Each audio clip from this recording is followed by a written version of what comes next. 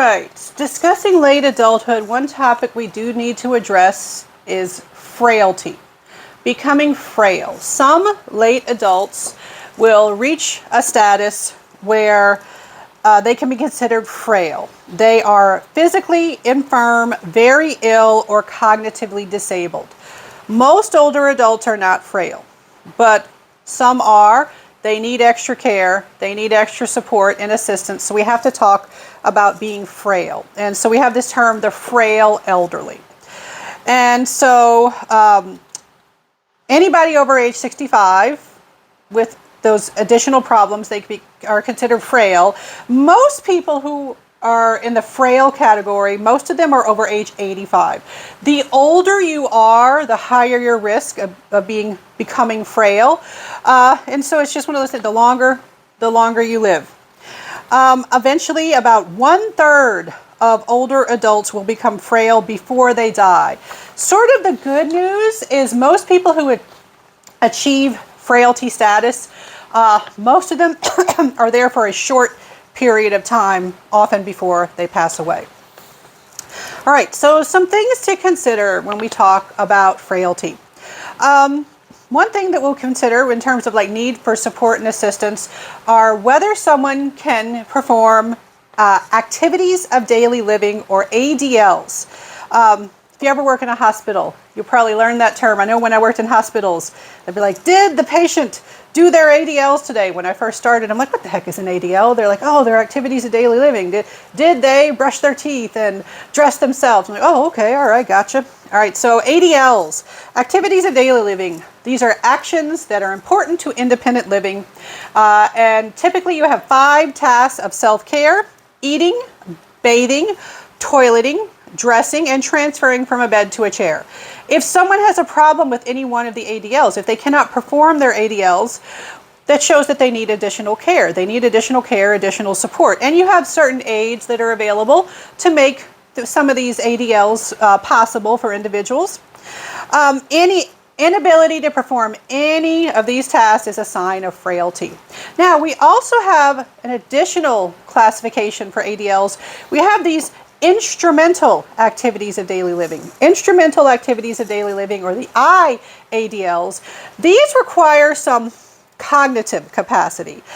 These are actions that are important to independent living. They require some intellectual competence and forethought.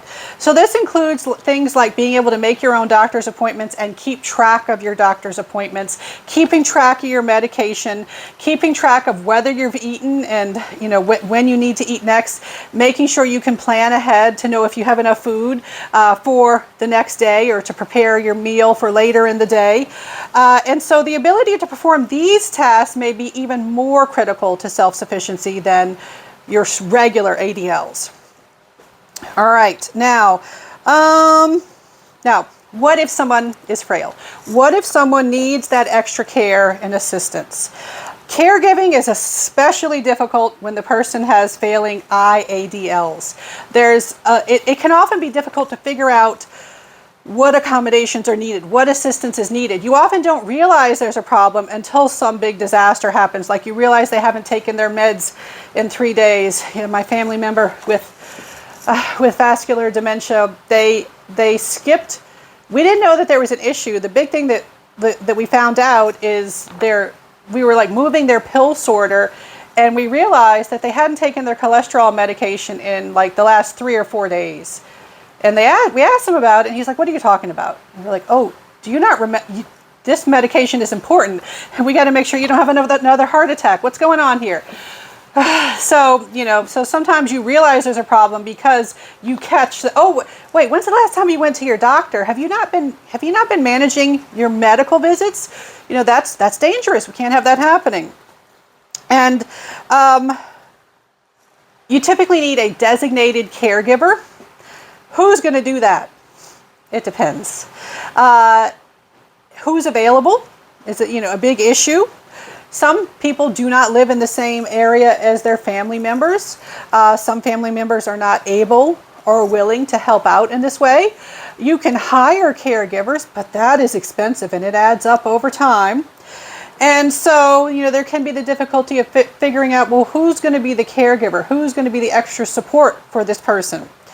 You also have stubbornness and disagreement. Disagreement about nutrition, medical help, and dependence may occur. We're also experiencing this with various family members where you try to buy them healthy food and they're like, I don't want that. I want to eat Popeyes. It's like, okay, your doctor has made it very clear. If you eat nothing but Popeyes, you will die. And they're like, I don't care. I want Popeyes. All right. You can have disagreements like that. Disagreements, arguments are common. People don't like to be told what to do. Sometimes being a caregiver for someone who is frail involves telling them what to do to a degree. People generally push back at that. Other issues. Sometimes those that are frail, since they do need this additional care, they're kind of like children in that way. They are not children, they are adults, but when they need this extra care, some of the issues that come along with children become relevant. Because if you don't provide the care, you could end up in a situation where you have abuse or neglect, right? Just like you can have child abuse or neglect, you can have elder abuse or neglect. And elder abuse is more likely if the caregiver suffers from emotional problems or substance abuse. Some caregivers do suffer from depression because of their caregiver role. If they have other pre-existing issues, it can make it more likely. Caregivers often have to do it for free if they are family members. If they are paid, they are often not paid very much. It's a stressful job and you don't get a lot of breaks. Abuse is also more likely if the care receiver is frail, confused, and demanding. When you are confused, when you have dementia and related symptoms and issues, you may be very harsh and hostile towards your caregivers, and it makes it difficult for them to provide adequate care. Other issues are isolation. If the care location is isolated, there's higher risk for abuse. And then abuse is less likely if the care is introduced in a timely and appropriate manner, slowly getting the person used to. One thing we're doing in my family is we're talking about having sitters come over to watch the family member. We did it slowly. Okay, let's just have them come over for a little while. All right, just kind of gradually having them get used to that person being around. And then also in areas where you have like a facility, a paid facility, staffing and supervision being adequate makes abuse less likely. Sometimes abuse occurs because there's not enough people around to care for all the people that need care. And then also if public and personal safety nets exist. It's one of these many things like, hey, if we got good systems in place, abuse is less likely. All right, so some individuals need long-term care. All right, sometimes you have to admit to yourself, okay, so being at home, maybe this isn't working. Maybe they need to go to a facility, like an assisted living facility, a nursing home, or maybe they need around-the-clock sitters or personal nursing assistants of some sort. And so overall, the emphasis in living arrangements is on selective optimization with compensation. Remember that term from before, capitalizing on what you can do. Capitalizing on what you're able to do and trying to compensate in some way. Having, like the person, maybe they can't reach their feet anymore, but they have aids, little grabbers to help them reach. Having bars and other mobility aids around the house to help, to assist. Older adults, they need settings that allow them to be safe, social, respected, and as independent as possible. And that is an important element. They may not be able to be fully independent, but good care involves letting them be as independent as possible. I did work on a geriatric unit for a while, and one thing that always struck me is how many times the staff would just walk in and be like, all right, I'm going to lift you up out of this chair. And sometimes you'd have clients who'd say, I can do that on my own. And they say, come on, and they wouldn't listen. I'm like, no. This gentleman is able to get out of the chair themselves. They need other assistance, but they don't need that assistance. Or one time I had one caregiver where, somebody kept saying, I need to go to the bathroom. I need to go to the bathroom. I need assistance going to the bathroom. And they're like, why isn't that person wearing an adult diaper? That's not the correct term for that. That's what they called it. It's an absorbent brief. And some adults need to wear them. It may be you someday, so don't make fun of people who need those. And they said, why aren't they in one? I'm like, because they can use the bathroom. They need assistance going, but they know they're not incontinent. They know when they need to go to the bathroom. And they're like, yeah, but I don't always have time to get up and take them. Can't we just put them in a diaper? And I'm like, no. That for someone who knows when they need to go, that is abusive. All right, you provide them the assistance for toileting, but you only put them in the absorbent undergarments. You only use those when someone truly doesn't know when they have to go. So many memories of stuff I went through working on that unit. All right, now, so we have things like nursing homes, assisted living, and professional home care. They vary in quality and availability. A lot of people have to pay a lot of money for these sorts of things.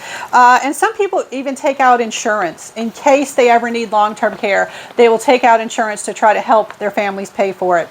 My mom recently did this. In the United States, the current trend is aging in place, trying to stay at home as long as possible because people prefer to be in their familiar surrounding. They prefer to be at home. Typically, they don't want to go to some other place unless it is absolutely necessary. We just prefer being in those friendly surroundings. So we try to stay at home as often as possible, or if you have to go to some sort of facility, trying to make it feel as much like home as possible. All right. This is the end of the videos about late adulthood. It's also the end of the videos for my Lifespan Developmental Psychology course. If you liked what you learned or you wanted to learn more, we do have some upper level classes. We have Psychology of Infancy and Childhood and Psychology of Adolescence and Adulthood that are taught on my campus where I'm teaching this class. And, you know, take the classes if you're more interested. I now have a test to write and a final exam to write.